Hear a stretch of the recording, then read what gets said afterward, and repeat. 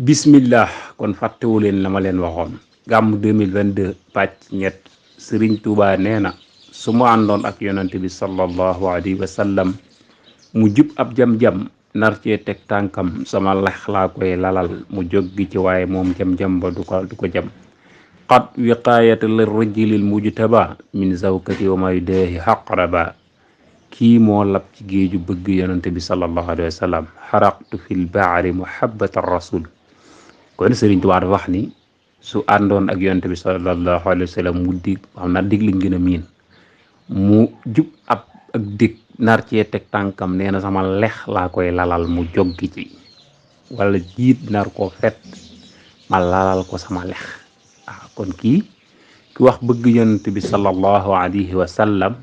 moom nga ciy jiital kon mu yeggoon ci bëgg yonante bi sallallahu alayhi wa sallam kawe na wuuteeg gaañe ma xam ñu leen di jaar bu baax di nuyu ahlu tasawuf ñëpp rek di leen wàcc seen wàccuwaay